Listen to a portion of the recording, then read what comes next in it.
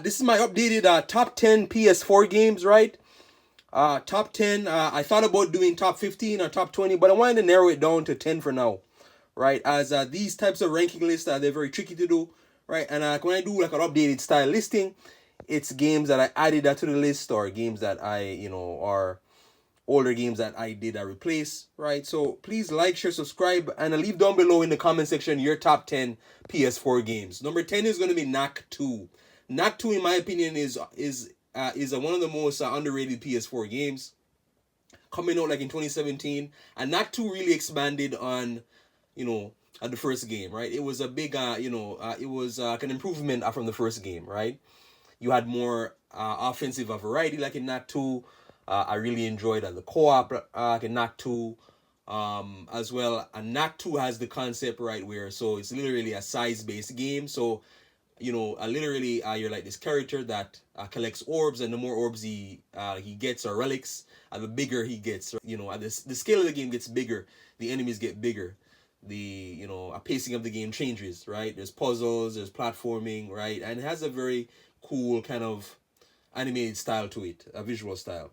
Number 9 is going to be Doom 2016, the Doom 2016 game, for like a very epic first-person shooter, killing constant demons coming after you, right? And many cool weapons like in this game. For example, the plasma gun, the heavy assault rifle, the BFG 9000, right?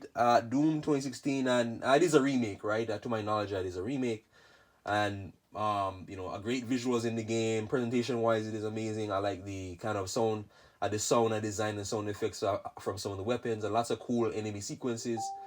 The game is also very gory and bloody, right? And it has a lot of epic moments in it, right? That kind of, and it has that weird kind of heavy metal soundtrack like in the background, but it really complements on the game very well.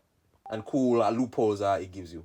And number 8 is going to be Dishonored 2. Dishonored 2, a continuation of a Dishonored 1 this time, right? So it gives you you can play as either Emily or Corvo, right? So it kind of gives you that kind of option and choice, right? So literally, if you play as Corvo, right, it's all the same abilities are from the first game. But really, just like with Dishonored 1, it's literally the perfect kind of first-person stealth.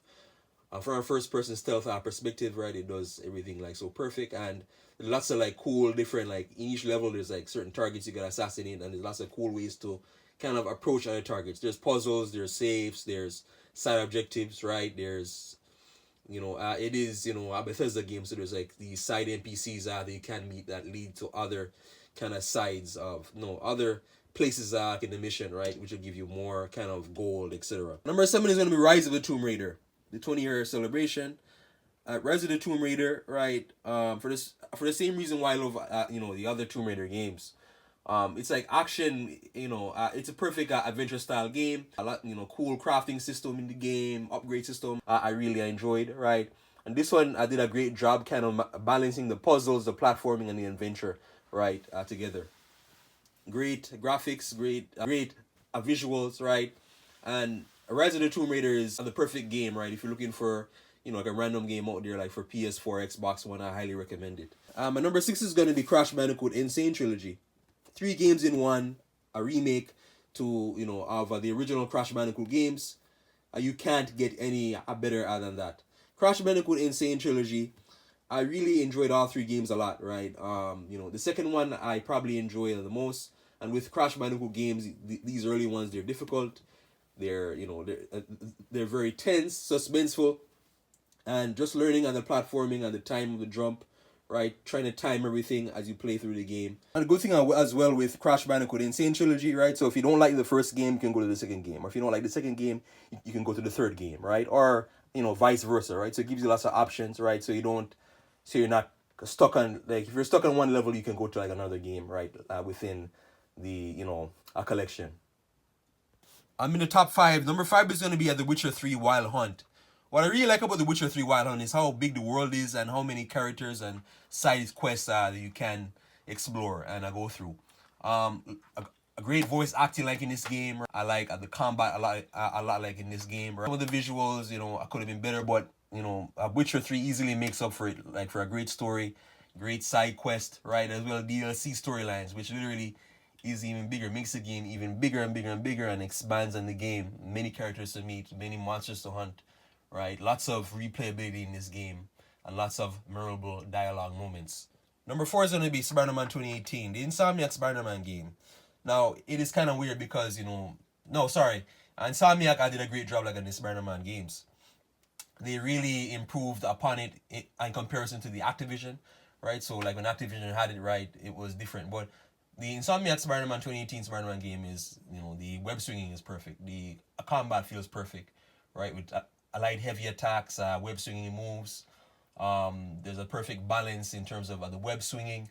And the story in this game, it's really the perfect kind of grounded Peter Parker story.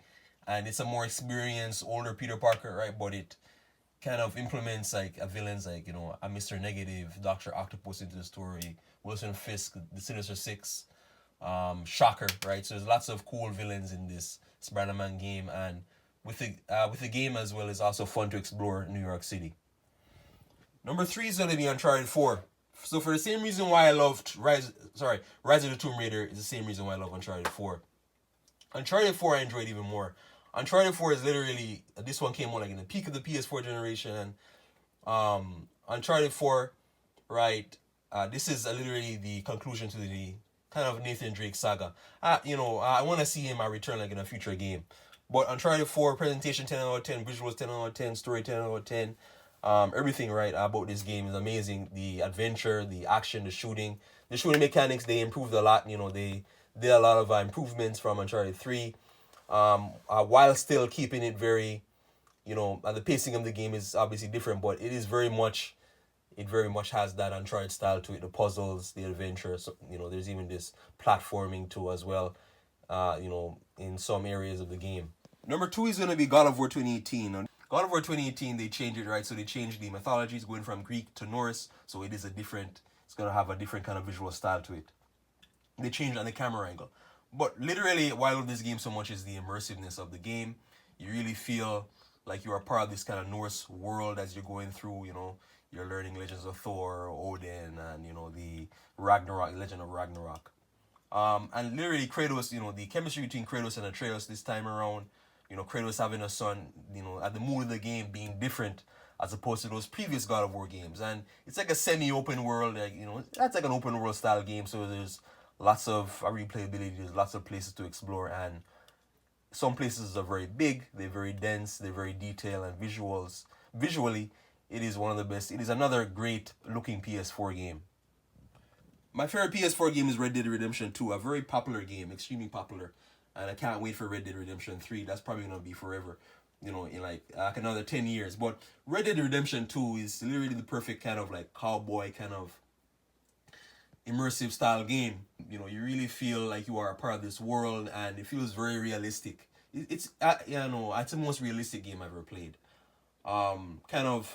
And as you learn the different characters like in the game and the characters like in your camp, right, from John, Arthur, Sadie, Dutch, Hosea, so many characters that you meet, and with even more characters that you meet too, like in the side missions and side quests.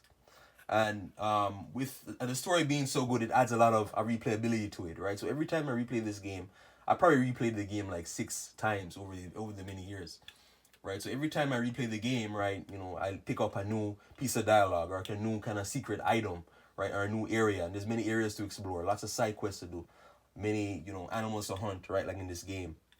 And also as well, crafting, so you can kind of craft your own kind of cool cowboy outfit, which really matches Arthur Morgan. And many places you are unique and they stick out like from other areas. So it is definitely, I highly recommend this game, right? And it is, the perfect kind of, a realistic immersive game experience.